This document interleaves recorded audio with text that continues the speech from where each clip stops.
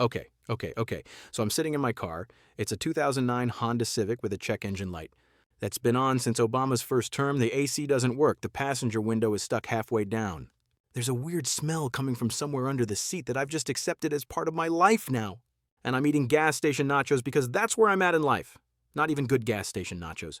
The cheese is cold. It's cold cheese on nachos. That should be illegal. And I'm scrolling through my phone, right? Because what else am I going to do? Actually fix my life? No. I'm going to watch TikTok and pretend everything's fine.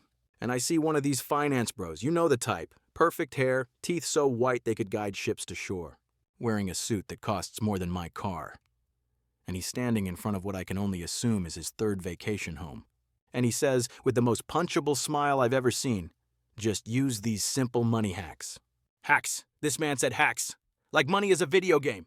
Like I can just press up, down, left, right, BA start, and suddenly I'm not choosing between electricity and Netflix. Like there's a cheat code for not crying in the grocery store when I see the price of chicken. But here's the thing, and I hate that I'm about to say this. I tried them. I tried every hack this man mentioned, and some of them actually worked. And now I'm scared. I'm genuinely terrified. Because if these worked for me, Mr. Bill, the man who once overdrafted his account, buying a $3 scratch-off ticket, the man who thought compounding interest was a fancy way to say they're charging me twice, then the system has been lying to all of us for years. They've been holding out, and I don't know if I'm mad or relieved or both. I'm experiencing financial emotions I didn't know existed. It's like finding out your whole life has been a lie, except the lie is about money. And money is literally the only thing that matters in this capitalist hellscape. The reality check. Let me tell you something about financial advice in America. It comes in two flavors, and both of them are designed to keep you exactly where you are, broke, confused, and too tired to ask questions. Flavor number 1, criminally useless. This is the avocado toast advice, the skip your daily latte nonsense, the just stop being poor energy. Oh, Bill, just save money. Oh, really, Karen? Save money. Wow. That's your advice? Save money? I've been trying to save money since 2008. You know what I saved? A collection of McDonald's napkins from when they still gave you extra. A drawer full of ketchup packets. And enough emotional trauma to fill a therapy session that I can't afford because I'm too busy trying to save money. I cut coupons, Karen. I buy generic everything. My cereal is called Crispy Rice Squares, not Rice Krispies. Crispy Rice Squares. It tastes like sadness and broken dreams, but it's 40 cents cheaper, so here I am. Eating depression flakes for breakfast, and you know what happened? I'm still broke, except now I'm broke and hungry. And drinking coffee that tastes like dirt, because I switched to the cheap stuff to save money. Then there's flavor number 2, criminally complicated. This is the advice that sounds like it was written by a robot who learned English by reading tax documents. Oh, Bill, just leverage your portfolio's dividend yield against a Roth IRA backdoor conversion, while utilizing tax loss harvesting and a SEP IRA to maximize your qualified dividends through a 72T distribution strategy. Brother, I don't even know what half those words mean. I failed geometry twice. I had to retake basic algebra in community college. You think I understand backdoor conversions? That sounds like something that would get me arrested. That sounds like something I'd have to register for on a list. I don't have a portfolio. I have a checking account with $43 in it and anxiety. That's my portfolio. It's diversified between panic and more panic. But here's what nobody tells you. There are actual hacks. Real ones. Not the buy Bitcoin and pray kind, not the start a dropshipping business selling fidget spinners to pensioners nonsense. I'm talking about loopholes, little cracks in the system, things that are 100% legal. I checked, I Googled it. I read the fine print, but feel so wrong, so illegal, that you keep checking over your shoulder to see if the FBI is taking notes. They might be watching. I don't know. There's a white van that's been parked outside my house for 3 days. It might be the FBI. It might be my neighbor's plumber. It might be Amazon. Either way, I'm nervous. I've started talking quieter in my own home. I whisper to my cat about money hacks. My cat doesn't care. He's financially stable. He lives rent-free and I feed him. He's living my dream life. The yap. You want to know why nobody teaches this stuff in school? You want to know why nobody sits you down when you're 18 and says, hey, here's how money actually works? Because the system needs you broke, not poor. There's a difference. Broke. They need you making juiced. Enough money to survive, but not enough to think clearly. Not enough to ask questions. Not enough to realize that the game is rigged. Think about it. When's the last time your boss gave you a raise that actually matched inflation? I'll wait. I'm waiting. I'm still waiting. We're all waiting. We'll be waiting until we're dead, and then our ghosts will still be waiting for that cost of living adjustment. Oh, Bill, just work harder. I'm working 3 jobs, Deborah. I work so hard my Fitbit thinks I'm training for the Olympics. My step count is 40,000 a day, and I still can't afford name-brand cereal. I'm out here walking like I'm being chased by financial ruin. Which I am, and I still can't get ahead. You know what inflation really is? Inflation is your boss telling you, we can't afford raises this year, times are tough, while he pulls up to the office in a car that costs more than your house, while the CEO buys his 4th yacht, while shareholders get record dividends. But you get a pizza party. A pizza party. That's your bonus. 5 slices of Domino's and a warm Diet Coke. That's what your labor is worth to them. Inflation is when a bag of chips gets smaller every year, but the price goes up. They call it shrinkflation now, which is a cute little marketing term for we're robbing you in broad daylight and hoping you don't notice. I bought a bag of Doritos last week, family size, except it wasn't family size anymore. It was party size, which apparently means party of one if you're really hungry. I opened it. You know what was in there? AIR, mostly air, some chip dust, and maybe 4 whole chips. 4. And a note at the bottom, not a real note, but it might as well have been, that said, gotcha in corporate font. And we're supposed to just accept this. We're supposed to smile and nod. And keep buying smaller bags for higher prices because what's the alternative? Not eating chips? In this economy? Chips are the only joy I have left, so when people tell me there are money hacks, I get suspicious. Because either they're lying, or they're about to sell me a $997 course on how to become a millionaire by selling courses. On how to become a millionaire. It's a pyramid scheme of information. Everyone's selling the shovel. Nobody's finding gold. But then I stumbled onto some hacks that actually work. Legal stuff. Boring stuff. Stuff that big banks and rich people do every single day. But never tell regular people about because they profit when we're ignorant. They profit when we're confused. They profit when we overdraft because we didn't know our account balance, because their app was down, because they spent all their IT budget on executive bonuses. The diagnosis. Here's the problem, and I need you to really hear this. We've been taught that being broke is a moral failing. Like it's your fault you can't afford rent. Your fault that groceries cost more than a car payment now. Your fault that your student loans have more interest than a mob debt. Your fault that you're working 60 hours a week and still can't save anything. They've convinced us that poverty is a personal problem, that if we just worked harder, or made better choices, or stopped buying lattes, we'd be fine. But let me ask you something real quick. If it's our fault, why is everyone struggling? Is the entire country just lazy? Are we all making bad choices? Or maybe the game is rigged from the start? I'll give you an example. Credit cards. They tell you, build your credit. It's important. You'll need good credit to buy a house, get a car, rent an apartment, breathe air. Okay, fine. So I get a credit card. I'm being responsible. I'm adulting. They give me a $500 limit, $500. That's it. And a 29.99% interest rate. 30%. That's not a loan. That's a hostage situation. That's from the Federal Reserve? Like 5%. Sometimes less. So let me get this straight. They borrow money at 5%. Loan it to me at 30% and then call me irresponsible when I can't pay it back. Make it make sense. And the advice they give you, cut out your daily coffee. Oh, the coffee. The infamous coffee, the source of all financial problems. If I hear one more trust fund kid tell me that I'd be rich if I just skipped my morning coffee, I'm going to lose it. I did the math. I sat down with a calculator and actually did the math because I'm a psycho. If I cut out my $5 daily coffee, I say 1,125 a year. Okay, that sounds like a lot, right? Wrong.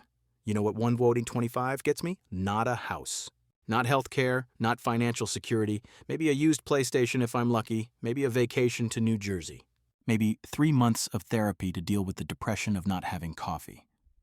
Meanwhile, my landlord raised my rent by $400 a month. That's $4,800 a year. So even if I quit coffee, quit eating, quit sleeping, quit breathing, I'm still $3,000 behind. The math doesn't math. But here's what they don't tell you. There are ways to flip the script. Not completely. You're not going to out-hack a rigged system. But enough to stop the bleeding. Small moves, tiny advantages, death by 1,000 cuts except in reverse. Life by 1,000 tiny wins. Things that compound over time if you know how to use them. And I'm going to teach you. Because somebody should have taught me. because I'm tired of watching people suffer when there are legal loopholes sitting right there that could help. The hacks. All right, all right, all right. Let me stop yelling at the void, though the void deserves it, and actually give you something useful. These are the hacks I learned, the ones that actually moved the needle, the ones that made me go, wait, this was legal the whole time? I could have been doing this. Some of these are going to sound obvious. Some are going to sound sketchy. All of them are 100% legal. I triple-checked because I'm paranoid and I can't afford a lawyer. Hack number 1, the credit card float. This sounds illegal. I promise you it's not. But it feels illegal, which is how you know it's good. Here's how it works. Most credit cards give you about 30 days, sometimes up to 50 days if you time it right, before your payment is due. That's called a grace period. It's the time between when you make a purchase and when you actually have to pay for it. Now, if you pay your full balance every single month, no carrying debt, no interest, no tricks, that grace period becomes free money. Well, not free money, free time with money, which is basically the same thing. Here's what I mean, and this changed my life. Let's say your rent is $200. It's due on the first of the month. Now, normally you'd pay that with your debit card or a check, right? Money goes straight out of your account, but instead you put it on a credit card. Suddenly, you've got 30 to 50 days before you have to pay that credit card bill. What do you do with that $200 sitting in your checking account for 30 days? You put it in a high-yield savings account, even at 4% annual interest, which is what some online banks offer right now, that $200 sitting there for a month earns you about $4. Okay, $4 doesn't sound like much, I get it, but hear me out. If you do this with all your monthly expenses, rent, utilities, groceries, gas, insurance, your cat's fancy food because he refuses to eat the cheap stuff, you're talking about $4,000 to $5,000 floating every month. That's $16 to $20 a month in free interest. That's $192 to $240 a year for doing nothing, for just being strategic about when you pay for things you were already going to pay for anyway. But here's the key. Here's where people mess up. You have to pay the full balance every month. If you carry debt, if you pay interest, you're cooked. The interest you pay will destroy any gains you make. This only works if you're disciplined. Which, let's be honest, I'm not naturally. But I'm trying. I set up auto pay for the full balance. I don't even give myself the option to screw it up. Hack number 2, the sign-up bonus hustle. This one feels like fraud. It feels like I should be wearing a ski mask and running from the cops. But it's completely legal. Banks want you to do this. They're counting on you messing it up, but they're actively advertising it. Credit card companies give you sign-up bonuses, big ones. We're talking spend $3,000 in 3 months, get $500 cash back, kind of bonuses. Sometimes it's $600, sometimes it's $750, sometimes it's airline miles worth more than my car. Now, most people see that and think, I don't have $3,000 to spend. That's insane. I can barely afford groceries. And that's where they're wrong. You do have $3,000 to spend. You're already spending it. You're already spending thousands every single month. You just don't think of it that way. Rent, groceries, gas, insurance, phone bill, internet, utilities, subscriptions you forgot to cancel. That weird charge from a gym you joined in 2019 and never used. It adds up. Fast. Here's the play, and I'm giving you the exact strategy I used. Open a new credit card with a good sign-up bonus. Put all your regular expenses on it for 3 months, not extra stuff, not luxury purchases, your regular expenses, the stuff you'd buy anyway. Hit the spending requirement, get the bonus, pay off the card in full every month. This is critical. Do not carry a balance. Then either keep the card for the perks or cancel it after a year and move to the next one. I did this last year. 4 credit cards, 4 bonuses, Chase Sapphire Preferred, Capital One Venture, American Express Blue Cash, Citi Double Cash. Walked away with $1,800 in bonuses. I used that money to fix my car, which had been held together by duct tape, prayer, and sheer denial. My mechanic said, I don't know how this thing is still running. I said, spite, pure spite. But again, the rules. And I'm serious about these. Pay off the full balance every month. Don't buy stuff you don't need just to hit the spending limit. That defeats the entire purpose. You're not saving money if you're spending extra money to save money. That's just being bad at math. And don't open too many cards too fast.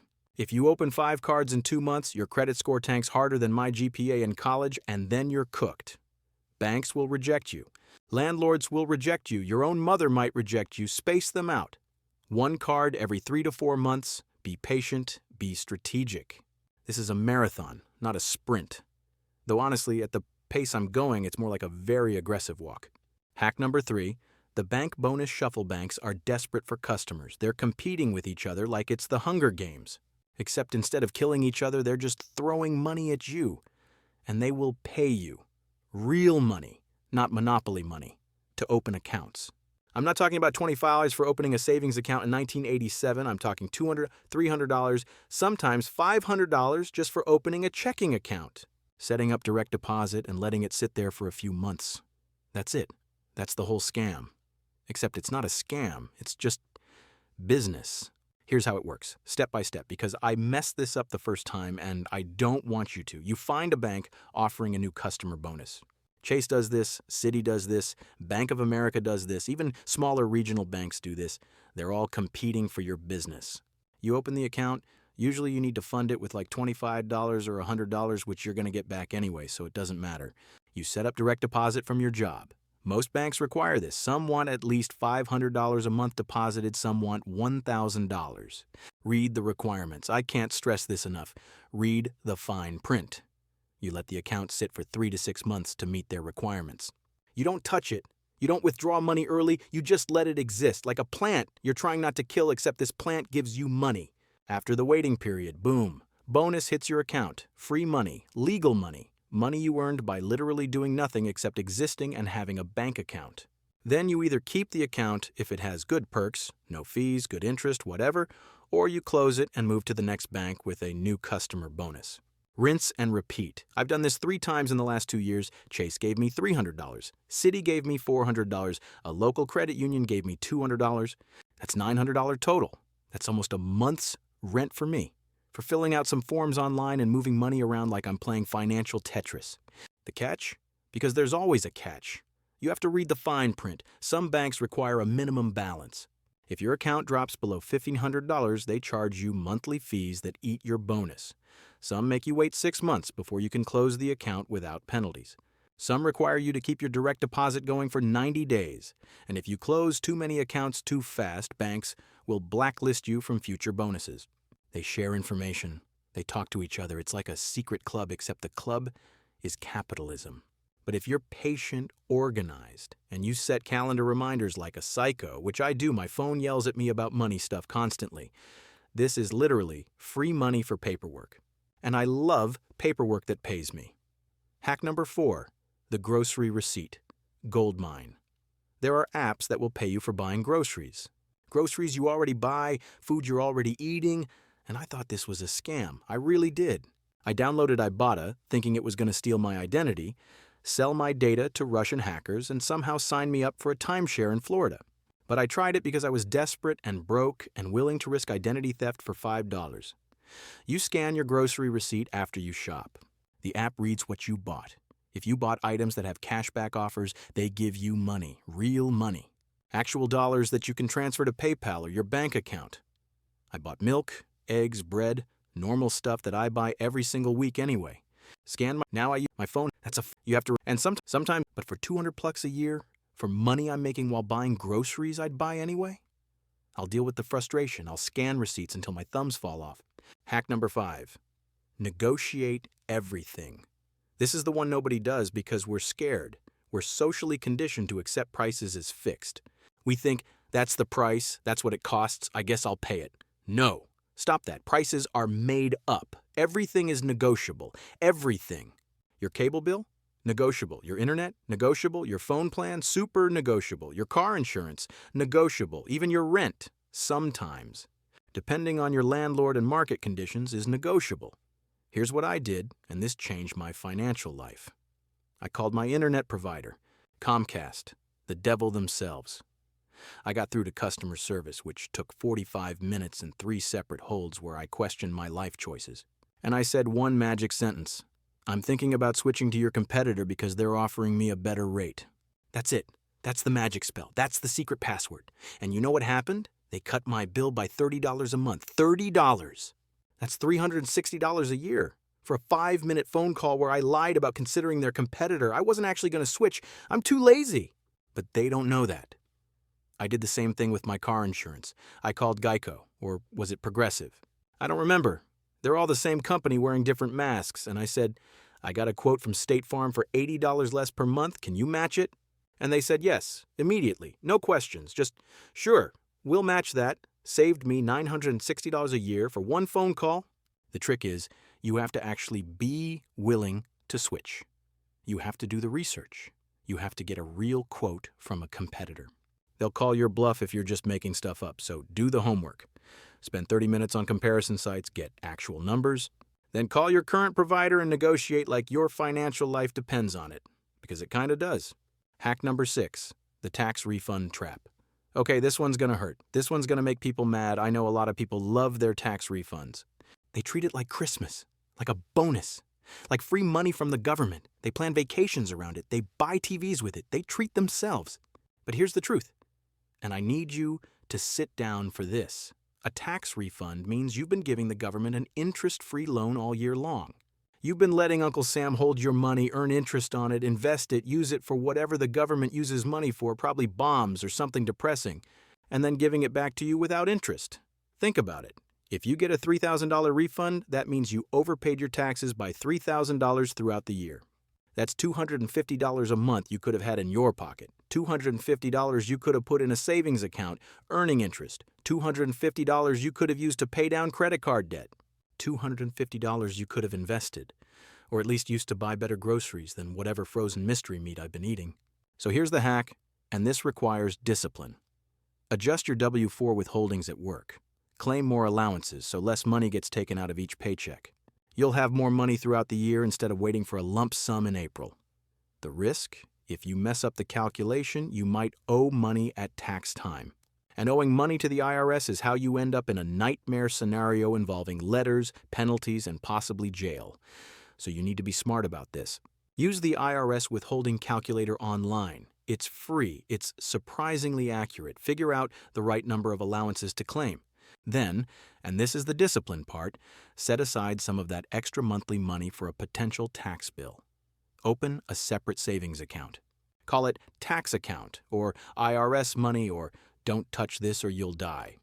Every month, put away 15% to 20% of that extra money you're getting from the adjusted withholding. That way, if you do owe at tax time, you've got it covered. If you do it right, you're basically giving yourself a raise without asking your boss. You're taking control of your money instead of letting the government babysit it for free. Hack number 7. The library is actually insane. This sounds dumb. This sounds like advice from 1987 when libraries were just books and VHS tapes and old people reading newspapers. But hear me out, because libraries have evolved into something absolutely wild and nobody talks about it. Libraries are loaded with free stuff now. Not just books, though books are great and will absolutely save you money if you read instead of paying for 7 streaming services you don't watch. I'm talking about free access to things that normally cost hundreds of dollars a year. Free movie and TV show streaming through apps like Hoopla and Kanapi. These aren't sketchy pirate sites. These are legit, legal streaming services that your library gives you access to for free. I watched the entire Criterion collection last year for free. $0. Free audiobooks through Libby or Overdrive. I used to pay $15 a month for Audible. That's $180 a year. Now I get audiobooks free from the library app. Same books, same narrators, zero cost. Free access to online classes and courses through platforms like LinkedIn Learning or Coursera. I took a coding course. I took a digital marketing course. I took a course on how to fix basic car problems, which saved me $400 when my alternator died. All free through the library. Free printing. I needed to print a 50-page document for a job application. FedEx wanted to charge me $20. The library? Free. Well, technically 10 cents per page. But they gave me a coupon so it was actually free. Free Wi-Fi. My internet went out for 3 days once, thanks Comcast, and I just went to the library. Worked from there, free internet, free climate control, free bathrooms, honestly better than my apartment. Some libraries even have free tools you can borrow. Power drills, sewing machines, telescopes, cake pans. One library near me lets you borrow a guitar. A whole guitar for free for 2 weeks. And here's the kicker. You already paid for this through taxes. You're already paying for the library whether you use it or not. That's like buying a gym membership, except this membership is mandatory and funded by tax dollars, and never going, except you can't cancel this membership, so you might as well use it. I calculated how much money the library saved me last year between audiobooks, streaming movies, printing, classes, and borrowing tools I needed once. It was over $800. $800 for having a library card that I got for free by filling out a form online that took 3 minutes. The brutal truth. Nobody wants to hear. Here's what I learned from all of this, and it's not motivational. It's not going to make you feel good, but it's true. The system isn't going to save you. Your boss isn't going to suddenly wake up one day and decide to pay you what you're actually worth. The government isn't going to swoop in and fix the economy. Politicians aren't going to cancel your student loans. Billionaires aren't going to pay their fair share of taxes. Housing isn't going to become affordable. Groceries aren't going to get cheaper. Gas prices aren't coming down. Nothing is coming to save you. You're on your own. But, and this is important, this is the part that keeps me going when I want to give up. You're not powerless, you're just uninformed. And that's by design. Because informed people are dangerous. Informed people ask questions. Informed people don't accept that's just how it is as an answer. Informed people organize. Informed people demand better. The system works best when you're too confused, too tired, and too broke to fight back. So they make everything complicated on purpose. They hide the loopholes. They write contracts in language that requires a law degree to understand. They make you feel stupid for not knowing things they never taught you. These hacks I just gave you, they're not going to make you rich. Let's be crystal clear about that. You're not going to hack your way into a mansion and a Porsche. You're not going to retire at 30. You're not going to become the next Elon Musk by scanning grocery receipts. But you can hack your way into breathing room. You can hack your way into an extra $1,000, $2,000, maybe even $3,000 a year. And when you're broke, actually broke, not I can't afford a vacation broke, but I'm choosing between rent and food broke. That extra $2,000 is the difference between surviving and drowning. The real hack, though, the thing nobody sells in a course because you can't monetize it, it's changing your mindset. It's realizing that every dollar counts. Every percentage point of interest matters. Every fee you can avoid is a small victory. Every subscription you cancel is money back in your pocket. Because they add up. Compound interest works for the rich. We know this, that's why rich people get richer, but compound savings works for us. Small wins stacked over time become big wins. $50 saved here, $100 saved there, $20 a month in interest earned. It compounds, it grows, it builds. And maybe, if enough of us do this, if enough of us get informed and stop accepting the system as it is, things might actually change. But until then, we've got to survive. We've got to use every legal advantage we can find. The sign off. Look, I'm not a financial advisor. I'm just a guy who got tired of being broke and started paying attention. I made mistakes, a lot of mistakes. I once tried to invest in penny stocks and lost $400 in 3 days. I signed up for a credit card I didn't understand and paid $300 in fees before I figured out how to cancel it. But I learned. And now I'm passing it on to you because nobody else will. The people who know this stuff either want to charge you for it, or they're too busy using it themselves to share. So here's my advice, and it's free. Try one of these hacks this month, just one. Pick the easiest one. Maybe it's downloading a receipt app. Maybe it's calling your internet provider. Maybe it's getting a library card. Start small, see if it works. Build confidence. Then try another next month. Build momentum, because the system is counting on you staying broke and confused and too overwhelmed to fight back. Don't give, and if you mind your business, I'm doing research. For content, for science, for the people. Now get out there and hack the system before it hacks you. Because it's going to keep trying. Every day, every bill, every fee, every interest charge, it never stops. So neither can we. Peace and good luck. We're all going to need it.